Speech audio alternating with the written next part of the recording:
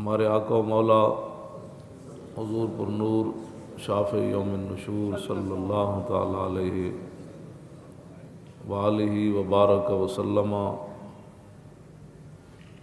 کی عزت اور شان، حضور کا مرتبہ اور مقام، بس اعلیٰ حضرت بریلوی نے ہاتھ جوڑ کر ایسے انبیاء اور رسل سے عرض کی، انبیاء سے کروں عرض کیوں مالکو، انبیاء سے کروں عرض کیوں مالکو۔ اعلیٰ حضرت کہتے ہیں کہ 1,24,000 نبی اور رسول جب روز معاشر کھڑے ہوں گے تو احمد رضا جا کر یہ کہے گا کہ آپ بھی ہمارے مالک ہیں، لیکن ابھی جو حضور مقام محمود پر جلوہ گر ہونے والے ہیں اور حضور ساری دنیا کی شفاعت کرنے والے ہیں، تو اعلیٰ حضرت بریلوی کہتے ہیں کہ قیامت والے دن جب سب انبیاء اور رسل جلوہ گر ہوں گے تو ہاتھ باندھ کے میں عرض کروں گا، انبیاء سے کروں عرض کیوں مالکو، کہ جی آپ بھی ہمارے مالک ہیں، لیکن ایک بات آج آپ بھی فرما دیں کہ جو ابھی نبی تشریف لانے والے ہیں، اے خاک افتاد دو بس ان کے آنے ہی کی دیر ہے، خلیل و نجی مسیح و صفی سبھی سے کہیں بھی بنی یہ بے خبری کہ خلق پھری کہاں سے کہاں تمہارے۔ تو اعلیٰ حضرت کہتے ہیں پھر قیامت والے دن میں یہ عرض کروں گا، یہ انداز ہے نبیوں کے بارے میں بات کرنے کا، انبیاء سے کروں عرض کیوں مالکو،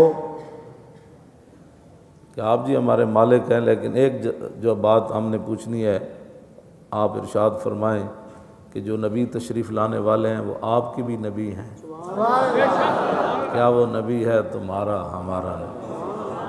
تو بس حضور کی شان ہی ہے، اس مسئلے کی اساسیت کو سمجھا جائے، اور کوئی مسئلہ نہیں ہے کائنات میں، بالکل اور کوئی مسئلہ نہیں ہے۔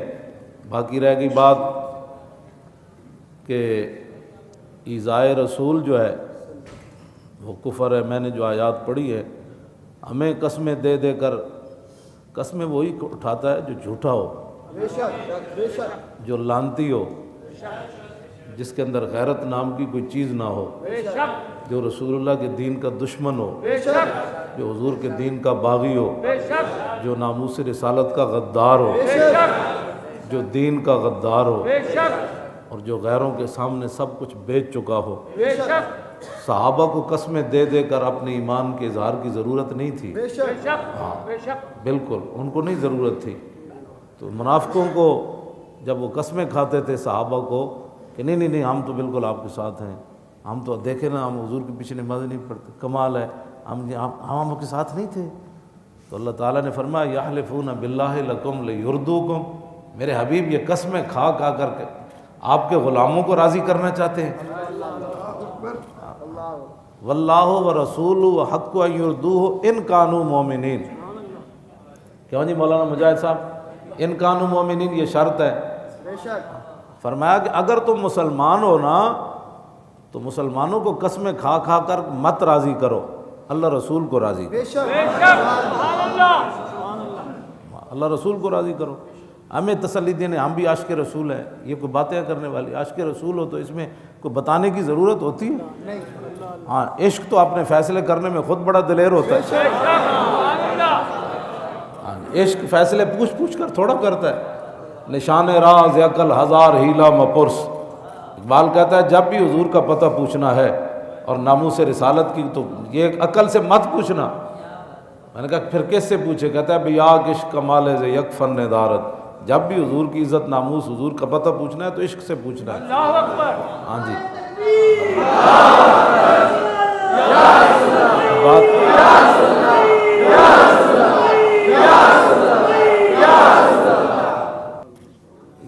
یہ نعرے ہی ہے۔ تسی جڑیاں گھر تسبیحاں چھکیاں انہوں نے کوئی نہیں ہلیا، ہاں تے نہ تہاڑیاں نہ سنجیدگیاں نال کوئی ہلیا، ہاں انہاں نعرے نال ہی ساری اے نعرے جڑے نے بڑی دور تک کفر نو علاج ہے، اے منافقاں نو بھی علاج ہے۔ سارے پریشان ہو گئے، یہ کیا بن گیا، یہ کیا لبیک شروع ہو گئی۔ اور پورے عالم اسلام جو ہے وہ اس نعرے کی وجہ سے کھڑا ہو چکا ہے. اور توجہ بات سن. ہاں تو نعرہ تو لگنا ہے. گلاں تو میں بڑیاں کر چکیا ہوں, اب عمل کا وقت ہے. ہاں عمل کا وقت ہے. تو اس مسئلے کی اساسیت کو سمجھا جائے. اگر کوئی ہمیں نیا دین سمجھانا چاہتا ہے تو میں موجود ہوں. جس جگہ کوئی لے جانا چاہتے ہیں نہیں تو پھر یہ سارے علماء مشائخ یہ پیر زادے مفتیان ہمارے ساتھ کھڑے ہیں. کسی پلیٹ فارم پر لے آئیں, ہم ٹرکوں کے ٹرک کتابوں کے لے جائیں گے. تم بھی اپنے ہواری بلا لو سارے, ایک میچ ساڑھا کرا دو.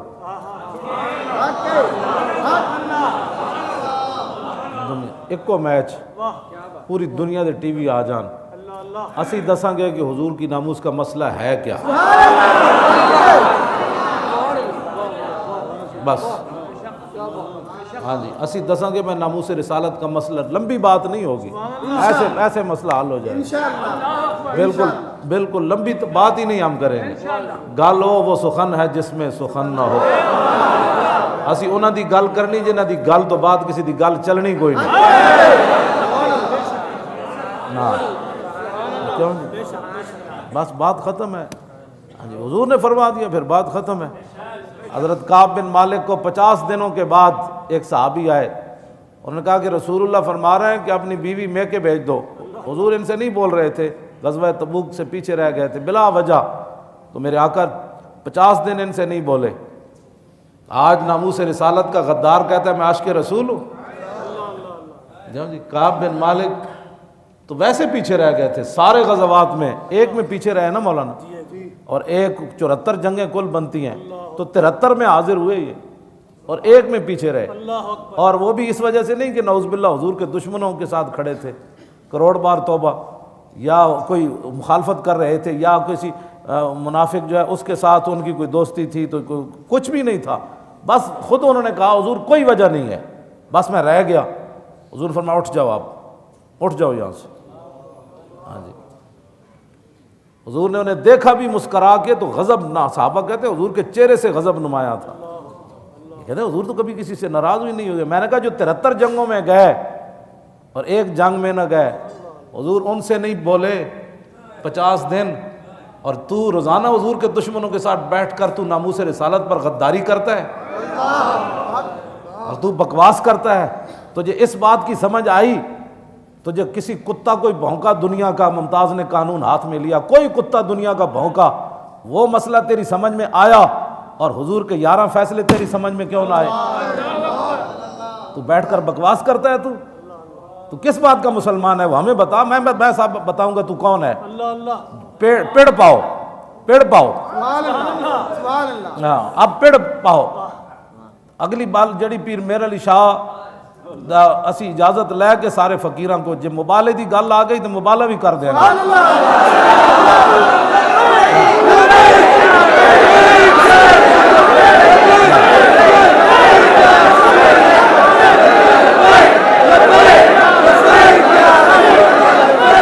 مسئلہ نہیں سمجھ آتا پھر سمجھو. تہاڈیاں گدڑ بھبکیاں نال نہ بھارت روکنا ہے تے نہ کسی کفر نے روکنا ہے. بے شک انہاں نوں پتہ ہے تسی اندروں کہ وہ. ہاں دلیری اس ویلے آندی جدوں دل وچ محبت مصطفیٰ ہو, ہاں تے اندر کوئی غیرت بھی ہوے نال. ہاں جی, وہ اس واسطے اج انڈیا دا وہ جڑا جرنل ہے وہ جڑی دھمکیاں لا رہا نا بھی اسی اندر وڑ کے تے پاکستان تے حملہ کر سکتے ہیں نا, مسئلے نوں کچھ سمجھو. ہاں اندر وڑ کے تو نہیں آ سکتا, انہوں پتہ ہے, جی انہوں پتہ ہوئے نا شہاب الدین محمد غوری دے جانشین ہیں, محمود غزنوی دے اے منن والے ہیں, انہوں پتہ ہے محمود غزنوی دے گھوڑے نہ تیری ماواں دا اندر ڈھے پے سی. ہاں ہاں اے موتی دی ماں دادیاں نانیاں دا اندر ڈھے پوندا سی جدوں محمود غزنوی دے خالی گھوڑے دیاں ٹاپاں انج آندیاں سن, غزنوی آ رہا ہے. ہاں سمجھ آئی نا. ہاں تو سانو پاکستان دے اندر کی بننا ہے؟ تیریاں نانیاں دادیاں دا تے محمود غزنوی دے گھوڑیاں دے ٹاپاں نال اندر ڈھے پوندا سی. تے ایک گل اسی کر سکدے تے جڑے کہندے نے اپنی مودی نو اپنیاں جناب نواسیاں دیاں شادیاں تے بلا او غزنوی دی گل نہیں کر سکدا. ہاں ہاں تے او سانو اے وی نہ دسے بھئی وہ پاکستانی ہے. ہاں اسی تے اودے نال زیادہ وڈے پاکستانی ہاں تے زیادہ وڈے مسلمان ہاں. ہاں سمجھ آئی نا بات. کہتا ہے ضرب قلم کی ضرورت ہے. اب فوج کو سوچنا چاہیے کہ نواز شریف کس کی بولی بول رہا ہے. ہاں جس وقت پوری دنیا کے خطرات پاکستان پر منڈرا رہے ہیں اس وقت قلم کی ضرورت نہیں ہے, اس وقت ضرب غزنوی کی ضرورت ہے. ہاں ہاں جی ہاں نہیں تو سانو بلاوا سی دسی کدی بولی بول رہا ہے. ہاں جی ہاں ایک ضرب قلم کی ضرورت پاکستان کو اس وقت نہیں ہے, ضرب شہاب الدین غوری کی ضرورت ہے. ہاں جی ضرب صلاح الدین ایوبی کی ضرورت ہے. ہاں ضرب یوسف بن تاشفین کی ضرورت ہے. ہاں ضرب محمد بن قاسم کی ضرورت ہے. ضرب طارق بن زیاد کی ضرورت ہے. کیوں جی ضرب خالد بن ولید کی ضرورت ہے. یہ منافقت نہیں چل سکتی. تم کتنی دنیا کو ہم جانتے ہیں جتنا تم قلم سے محبت کرتے ہو. ہریسے کھانے والا اور دہی کے ابھی تک جو پورے کنڈے کھانے والے کو کیا پتا ہے کہ قلم کیسے اٹھائے جاتے ہیں. وہ بھی امام احمد رضا نے اٹھا کر بتایا قلم ایسے اٹھایا جاتا ہے.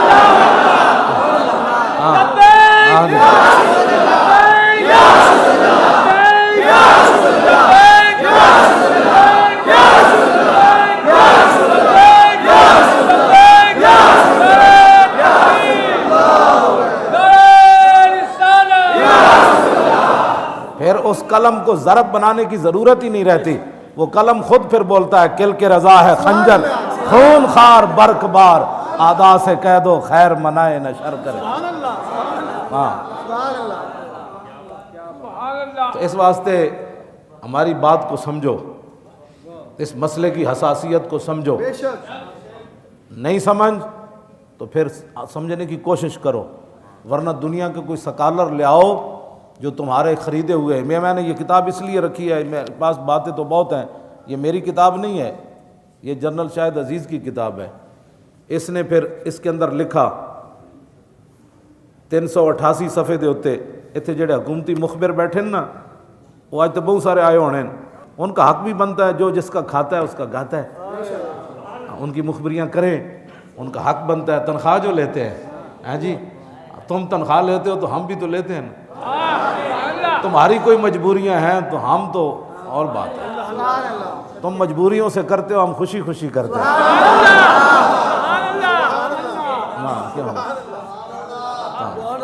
ہاں جی بس یہ تو فیصلے صرف آنکھ بند ہونے کی دیر ہے. دنیا میں بھی ہو جائیں گے لیکن آنکھ بند ہونے کی بھی دیر ہے. جب ہر طرف اندھیرا چھا جائے گا وہ کہے گا او وہ مجبوریاں کدھر گئیں آج, اور پھر ہماری جو خوشیاں ہیں کیوں جی. ہاں جی لحاظ میں عشق رخ شاہ کا داغ لے کے چلے, اندھیری رات سنی تھی چراغ لے کے چلے. ہاں تمہیں پتہ ہی نہیں ہے یہ مجبوریاں تمہیں کہاں لے جائیں گی. مجبوریاں صحابہ کی تو نہیں تھی نا. ہاں جی ان کی مجبوریاں تو نہیں تھیں. ہمارے پورے تاریخ اسلام میں مجبوریاں تو اب تمہاری بنی ہیں. نہ اللہ رسول کی تمہیں کوئی حیا ہے, نہ تمہیں کوئی غیرت ہے. اور تم جب یہ تو تمہارا یہ جرم بھی قیامت تک معاف نہیں ہونے والا کہ تم نے مسجدوں کے سپیکر اتار کر, سپیکر بھی ساتھ لے جا کر, اور مولوی کو جب تم نے مجسٹریٹ کے سامنے پیش کیا تو اس نے پوچھا یہ مولوی کیا کر رہا تھا؟ کہا یہ سپیکر پر درود و سلام پڑھ رہا تھا. یہ سپیکر بھی حاضر ہے, یہ مجرم بھی حاضر ہے. اور پھر وہ یہود و نصارہ کا ایجنٹ کہتا ہے اچھا اس کو 25,000 روپے جرمانہ ہے. ہاں یہ تمہارا جرم جو ہے نا, یہی جرم قیامت تک تمہارے منہ پر کالک کہ کیا جرم کر رہا تھا. یہ کہتا ہے سپیکر میں درود و سلام پڑھ رہا تھا, اور مولوی بھی پیش ہے اور سپیکر بھی اتار کر تم لے گئے. تمہارا یہی جرم ناقابل معافی ہے. ہاں باقی جرم تو تمہارے جو ہے نا, تم کیا سمجھتے ہو کہ تم پتہ نہیں ہے کسی کو. تو مشو مغرور بر حلم خدا دیر گیرت سخت گیرت مر تو رہا. مولانا روم فرماتے ہیں اللہ کے حلم اور بردباری پر تو اکڑ نہیں. تو سمجھتا اس کو پتہ نہیں کہ تو درود و سلام پر پرچے کاٹے, علماء کو داڑیاں نہیں دیکھی نوچی تم نے, اور ان کے کوٹوں میں لے گئے کہ یہ مجرم ہے. مصطفیٰ جان رحمت پڑھ رہا تھا, تو مولانا روم فرماتے ہیں اس کے حلم اور بردباری پر تو بدماشی مت کر، جب وہ پکڑے گا تو دنیا کی کوئی طاقت تجھے بچا نہیں سکے گی، اندر سے ہی لوگ پکڑ لیں گے مشرف کی طرح، تو بچانا ایک بار، پھر تیری نسلیں بھی کوئی نہیں آئے گی بعد میں۔ اور تو اس لیے کہ اب تو نے اسلام سے متھا لگایا، پہلے تو نے مشرف سے لگایا تھا، اب تو نے اسلام سے لگایا، اور اسلام بڑی سخت سزا دیتا ہے۔ ہاں اسلام بڑی سخت سزا دیتا ہے۔ ہاں جی، اس واسطے انسان کے بچے بنو۔ اور یہ میں اس لیے کر رہا ہوں بات کہ بہت سارے ان سے ڈالر کھانے والے اور ان سے مال کھانے والے مولوی اور پیر، جنہوں نے اپنی خانقاہیں بچائیں، اپنے مدرسے بچائے، اپنی مسجدیں ان مولویوں نے بچائیں کہ مجھے کہیں مسجد سے نہ نکال لیا جائے یا میرے خلاف کوئی پرچہ نہ ہو جائے۔ یہ جنرل شاہد عزیز کہتا ہے کہ ڈالروں کے زور پر میڈیا کا جادو جگایا گیا، مغربی طرز فکر کو ابھارا تاکہ عوام اس کی قدر کریں، اور قوم کو درپیش مسائل کے کسی پہلو پر دین کا حوالہ دینے کو جہالت کہا۔ ترقی کی راہ مغرب کی سرپرستی میں دکھائی، سیکولر سوچوں کے نئے نئے جال بنے گئے، دین کے لیے نئے نئے عالمانہ رنگ پیش کیے گئے، اس کے لیے ہر قماش کے کرائے کے مولوی لگائے گئے۔ اس نے لکھا ہے، کہتا ہے اسی کوئی تھوڑا ہے، اسی تو بڑے بڑے مولوی خریدے، نئے نئے مولویوں نے سوچاں دیتیاں، تم کہو اسلام امن کا درس دیتا ہے، تم کہو کہ جناب اسلام تلوار سے نہیں پھیلا اور حضور کی تلوار کی نفی کر دو تم۔ ہاں جی، کہتا ہے اسی خود خریدے بندے اگے، بہت ہر صفحہ خون دے آنسو نالے نے لکھیا، آخر چلو جاگ ہی پیا۔ لیکن افسوس یہی ہے مجھے آتا ہے کہ جب یہ سیٹوں پر ہوتے ہیں، نہ کبھی ان کو دین یاد آیا، نہ کبھی غیرت یاد آئی، نہ امت کا فکر یاد آیا۔ یہ جب ریٹائر ہوتے ہیں، فوجی ہوں، جج ہوں یا وکیل ہوں، پھر ان کو اسلام فوبیا ہو جاتا ہے، پھر اسلام کی باتیں کرنا شروع۔ جب آگے نظر آتا ہے نا آخرت کی طرف کہ اب تو کوئی پلے چیز ہی کوئی نہیں، اب تھوڑا سا کوئی اسلام کا بھی کر لو، لیکن ایسے تو اسلام نہیں نا بات بنتی، بات تو اور ہے۔ ہاں یہ ڈر جھاکنا تو گل وہ بھی کہتے سن اسی تواڈے نال ہاں، تو جدوں کوئی پریشانی ہے کہتے نہیں اسی تو تواڈے پیچھے ہاں۔ انہیں پھر پرویز مشرف دے دور دا انہیں کیا رقص و سرور دکھایا گیا۔ میں تو پڑھ کے اس واسطے سنا رہا کہ جو کچھ مناظر ہیں یہ پہلے 2006 وچ ایک سارا کچھ ہو چکیا ہے۔ ہن ذرا سنو پرویز مشرف دے دور وچ کی ہویا 2006 وچ جدوں ایتھے آیا۔ میری ریٹائرمنٹ کے بعد مارچ 2006 میں جن دنوں نیب میں تھا، امریکہ کے صدر حضرت جو کچھ ہو لکھا میں پڑھ رہا، حضرت جارج بش اسلام آباد تشریف لائے۔ رات کو پریزیڈنٹ ہاؤس میں کھانا ہوا اور ایک ثقافتی پروگرام پیش کیا گیا۔ پروگرام میں پاکستان کی تہذیب پر ایک نگاہ ڈالی گئی کہ ہماری تہذیب پر تاریخ کے کیا اثرات رہے۔ پہلی تصویر ہمارے معاشرے کی منجو دھاڑوں کے ادوار کی پیش کی گئی، بھی ہم یہاں سے شروع ہوئے، منجو دھاڑوں سے۔ نیم اریاں لڑکیوں نے ناچ کر ہمیں سمجھایا کہ ہماری ثقافت کی ابتدا یہاں سے ہوئی۔ یہ ان کا بندہ لکھ رہا ہے، میں تو بات کرتا ہوں تو کہتا ہے یہ بڑی سخت باتیں کرتا ہے۔ کہنے لگا پھر بتایا گیا کہ الیگزینڈر کس کہتے ہیں، اس کے آنے سے ہم نے پھر ایک نیا رنگ حاصل کیا۔ اس رقص میں فیشن بھی بدل گیا اور لباس بھی مزید سکڑ گیا، یعنی جڑا تھوڑی بہت انہوں نے پائے سی تھوڑا مزید سکڑ گیا۔ پھر اگلا رقص عکاسی کرتا تھا ہندوانہ تہذیب کی برہنگی کا، پھر لڑکیاں ننگیاں ہو کے پھر انہیں ہندو کہا، پھر ایسی ہندو بنیا جس کا اثر ہماری تہذیب پر رہا۔ جب لباس غائب ہونے لگے تو میں ڈرا کہ آگے کیا آئے گا، لیکن پھر کافرستان کی رقاصائیں آئیں کہ یہ اب بھی یہاں ناچتی ہیں، یعنی اب جو ہے ہمارا پاکستان ایسا ہے۔ اس ایک پیشکش میں کچھ ملبوس نظر آئے۔ اگلے رقص میں چھتریاں لیے برطانیہ کی میم صاحبائیں دکھائی گئی، جنہوں نے چھتریوں کے علاوہ دستانے بھی پہنے تھے اور کچھ رومالیاں سی باندھی ہوئی تھی۔ پھر اگلے رقص میں پاکستان کی موجودہ تہذیب کی عکاسی میں لڑکوں اور لڑکیوں نے مل کر خفیف سے ملبوس میں جنسی کنائیوں سے بھرپور رقص کر کے حاضرین کو معزوز کیا۔ لڑکیاں دو بہن ننگے، بس تھوڑا تھوڑا میں لباس پایا۔ کہنے لگا اچھا جی، آخر میں ایک انوکھا رقص پیش کیا گیا اور کہا گیا کہ یہ وہ مستقبل ہے جس کی طرف ہم جا رہے ہیں۔ حال تو ہمارا یہ ہے، لڑکیاں لڑکے ننگے کر کے تھوڑے تھوڑا لباس پوا کے نا تو نہ نچایا، بھئی ہمارا پاکستان کا حال یہ ہے۔ کہنے لگا سٹیج پر برہنہ جانوروں کی مانند بل کھاتے لپٹتے ہوئے اپنے مستقبل کی تصویر دیکھ کر جی چاہا شرم سے ڈوب مروں۔ مگر میری حوانیت نے آنکھیں بند نہ ہونے دی. کہنے لگا بالکل ننگیاں لڑکیاں کر کے پھر انہوں نے نچائیاں. پھر کیا کہ یہ پاکستان کا مستقبل ہے جس کی طرف ہم جا رہے ہیں. پھر آخر تے کہندا ہے بچپن میں سنا تھا کہ یہاں کبھی محمد بن قاسم بھی آیا تھا اور بہت سے بزرگان دین بھی، لیکن شاید ان کا کوئی اثر باقی نہ رہا. یہ ہے جی گھر کی گواہی. یہ جو کچھ انہوں نے 4 جنوری کو کیا یہ اس کی عکاسی ہے جو پہلے تیار شدہ تھا. یہ تو ہم راستے میں رکاوٹ بن رہے ہیں نا. ہاں جی، یہ تو تھا کہ اب جو لڑکیاں بھی ننگے نچن گیاں اور حضور کے خلاف جو بکواس کرے گا اس کی شمیں بھی یہاں جلیں گی. توجہ، یہ ساری باتیں. میرا ایک ہی سوال ہے جو یہاں بیٹھے ہیں حکومتی مخبر، کیا تم نے کبھی گستاخ رسول کے لیے بھی اتنا بڑا اہتمام کیا پکڑنے کے لیے؟ ایک سوال ہے، تم جواب دے دو، تمہارے بڑے جواب دے دیں، قیامت تک اس کا جواب دے دیں. کیا تم نے ہزاروں فورسیں کبھی گستاخ رسول کو پکڑنے کے لیے، اس کا گھر تلاش کرنے کے لیے گئے ہو کبھی؟ کیا مجبوری ہے تمہاری وہ ہمیں بتاؤ. 10 20 25 ہزار کی خاطر ایمان بیچ رہے ہو. تم تو 20 ہزار کی خاطر ایمان بیچتے ہو نا. اب ذرا صحابی رسول کا سنو وہ کیا کہتے ہیں. حضرت عبداللہ بن حذافہ اسامی، آپ کو رومی بادشاہ نے گرفتار کر لیا، اور گرفتار کرنے کے بعد وہ کہنے لگا کہ حل لک ان تتنصر و اوتیک نصف ملکی. انہوں نے کہا تو نصرانی ہو جا تو آدھا ملک میں تجھے دینے کے لیے تیار ہوں. مذہب اپنا چھوڑ دے عیسائی. تو صحابی رسول نے یہ نہیں کہا کہ سوچتے ہیں کوئی مجبوریاں بھی ہوتی ہیں. قال لو آتیتنی جمیع ما تملک و جمیع ما تملک و جمیع ملک العرب. آپ نے فرمایا جیڑا تیرے کو جائے وہ بھی دے دے، اور جیڑا ہے وہ بھی دے دے، سارا عرب دے دے، سارا عرب دی بادشاہی بھی دے دے. تو پھر تو کی سمجھنا میں کون ہاں؟ ما رجعت عن دین محمد طرفۃ عین. آپ نے فرمایا کہ سارا کچھ کائنات کا دے دینا. تو یہ تیرے سامنے جو صحابی رسول کھڑے عبداللہ بن حذافہ، فرمایا سن میری بات، میں آنکھ جھپکنے کی دیر بھی اپنے نبی سے بے وفائی نہیں کر سکتا.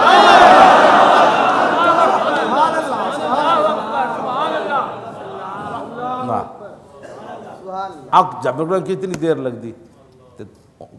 اس نے پھر کیا تو میں تو تمہیں قتل کر دیں گا. فرمایا کر دے، یہ تو بڑا سستا سودا ہے. انہیں جناب وہ پانی تتا کرایا، انہاں وچوں 2 صحابہ نو بلایا، ایک نو وچ اگ دے سٹ دیتا. اسی ویلے انہاں دا جسم گل گیا تتے پانی وچ، تے ہڈیاں تر کے اتنے آ گئیاں. اور پھر ان کو کہا گیا کہ بھائی اب آپ عیسائی ہو جائیں ورنہ آپ کا بھی یہ حشر ہونا ہے. آپ نے فرمایا کیا باتیں کرتے ہو، چلو جدھر لے جانا ہے. جب آپ کو لے جا رہے تھے نا پانی کی طرف، گرم پانی، تو آپ رو پڑے. فقیل للملک انہ بکا، بادشاہ کو کہا گیا یہ تو آپ رو پڑے ہیں. فظن انہ قد جزا، بادشاہ نے یہ گمان کیا یہ ڈر گئے تتے پانی کو دیکھ کر. ساری بادشاہی تو واپس کر دی، شاید اب جسم کا مسئلہ جو ہے نا ان کو پریشان کر گیا. وہ کہہ رہا ردو ہو، ان کا ان کو واپس لے آؤ. حضرت عبداللہ سے پوچھا ماں ابکا کا، تو رویا کیوں ہے؟ سنو ذرا، تم 2 بچے ادھر مسجد میں شیطانوں کی طرح ہلے بولنا، اور مسجد میں یہ بڑی تمہارے کارنامے ہیں، اور یہ تم بڑی مجبوریاں ہیں تمہاری. ہاں، اور اس میں لوگوں کو، بچوں کو بھی گرفتار کرنا، ہراساں پیدا کرنا. اور جڑے اپنے گیڑا میں جو اینج ویکھ دین نا، اصل منافق ہو ون. یہ جاندے جاندے ویکھ دین کہ مولوی پکڑے جا رہے ہیں، اصل منافق وہ ہے. ہاں، جو دکانوں پر بیٹھے ہیں اصل منافق وہ ہے کہ جو ان کو پتہ ہی نہیں ہے کہ حضور کی عزت کا مسئلہ کیا ہے. کوئی بات نہیں. ہاں، ان کی تو حاضریاں لگ گئی. تیری حاضری تو کہہ حضور میں نے تو دکان تو فرصت کوئی نہیں سی. ہاں، آج لے ان کی پناہ. ہاں، یہ تیریاں دکاناں تیریاں سب کچھ ایتھی رہ جانے. تو آج تماشے ویکھدا تو ویکھ، اسی تو تماشے لاؤن واسطے تیار جے. تو سنجیدہ رہو، تیری جان بچنی چاہیے. ہاں، جس دن جب اسرائیل تے ایک دن آنا ہے اس دن کمی ہو اب تھوڑی سی مہلت دو، میں بھی ایک جلوس میں جانا چاہتا ہوں. انہوں نے کہا نہیں پتر وہ ٹائم گزر گیا، دوبارہ مڑ کے تو کوئی نہیں آنا. کیوں رویا؟ تو سنو ذرا صحابی کے فرمان. فرمایا قلت ہی نفس واحدۃ تلک الساعۃ فتذهب فكنت اشتهي ان يكون بعدد شعر انفس تلقي في النار في اللہ. فرمایا میں رویا اس بات پر کہ ابھی ابھی ایک ہی جان ہے نکل جائے گی، چس نہیں آئی ایک چاند دین دی.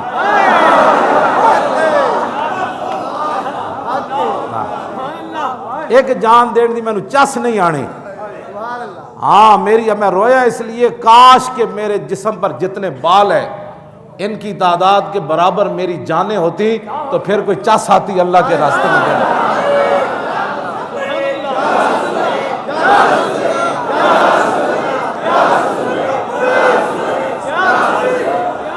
پوری دنیا کے علماء سے پوچھو، مصر کے مولویوں سے بھی پوچھ لو، گستاخ رسول کی بتیاں جلنے میں ایذائے رسول ہے کہ نہیں؟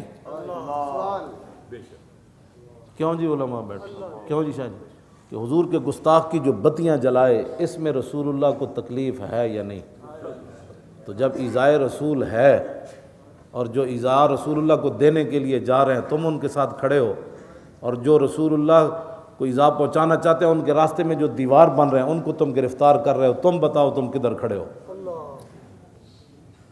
اللہ نے تو اس بات کو صحابہ صرف کھانا کھا کر حضور کے گھر بیٹھے اور باتیں کی، باتیں صحابہ نے چغلیاں تو نہیں کی، وہاں حضور کی شان ہی بیان کی. لیکن حضور ایک بار اندر گئے گھر میں، پھر باہر نکلے کہ بھئی ابھی یہ گئے نہیں. اتنی بات جو رسول اللہ کے دل میں آئی تو اللہ نے قرآن کی آیت نازل فرما دی، ان ذالکم کان یؤذی النبی. فرمایا میرے نبی ایک بار جب اندر دیکھ کر تمہیں باہر نکلے تو میرے نبی کو ایذا ہوئی. کیوں تم نے میرے نبی کے گھر بیٹھ کر باتیں کی؟ ولا مستانسین لحدیث، آج کے بعد میرے نبی کے گھر کھانا کھا کے بات کرنے کی اجازت نہیں ہے. تمہیں پتہ ہے کتنا اساس مسئلہ ہے؟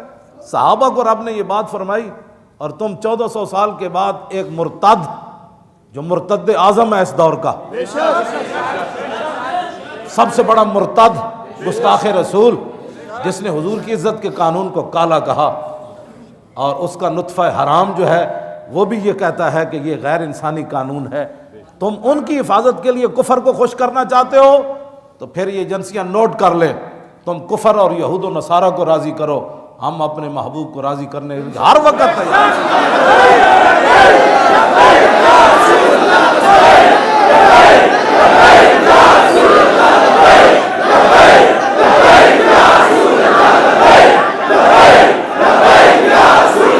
تو اسلام قربانی کا ہی نام ہے، جتنی کوئی قربانی دے گا اسلام اس کو اتنا ہی اٹھاتا چلا جائے گا. اسلام قرض تے رکھدا کوئی نہیں. ہاں جی ہاں، یہ تو مالکاں دی طرفوں ہے، جڑے مالک جڑا وہ کام جہدے کو لینا چاہن انہیں لینا ہے. انہیں یہ تو نہیں ویکھنا مولی خادم بھائی کی وے تو فلانا کی وے تو فلانے کو علم کتنا ہے تو وہ کتاباں کتنی آن تے گل تو وچ ہو رہے. اتھے تے ایک رات دے بارے حضرت عمر یہ فرماندے ہوندے سن، کاش کہ صدیق مینوں ایک رات دے دے غار والی، تے عمر دیاں ساریاں نیکیاں لے لوے. اجے عمر نوں ہی نہیں پتہ سی نماز روزے حج زکات کی شے، بلکہ آپ دے دور خلافت اے جملہ تے اودے نالوں بھی بھاری ہے. کس نے آپ دے دور خلافت کیا کہ عمر صدیق نالوں افضل ہے، تے آپ نے تاریخی جملہ فرمایا، حضرت عمر نے فرمایا لیلۃ ابی بکر خیر من آل عمر. فرمایا نہیں، ابو بکر کی جو ایک رات ہے نا، عمر کے سارا خاندان بھی ایک طرف کھڑا ہو جائے نا پھر بھی وہ رات افضل اور اعلیٰ. اس رات صدیق اکبر نے حضور کا پہرا دیا. تو یہ رات کہاں سے جائے کہ زاہداں بہزار اربعین رسن. مولانا سے حسد کوئی نہ کرے، یا جو اب جیلوں میں رہ کے ان سے پیچھے رہ جائے پھر حسد کرے جی میں تو برابر نہیں ہو سکتا. ہاں سمجھ آئی نا بات؟ حافظ شیرازی کہتا جائے کہ زاہداں بہزار اربعین رسن مست شراب عشق بیکا امیر اسد. فرمایا لاکھوں سالوں کے بعد جہاں صوفی زاہد گوڑے اور ماتھے رگڑ کر پہنچتے ہیں نا، عاشق وہاں ایک چھلانگ میں چلا جاتا ہے.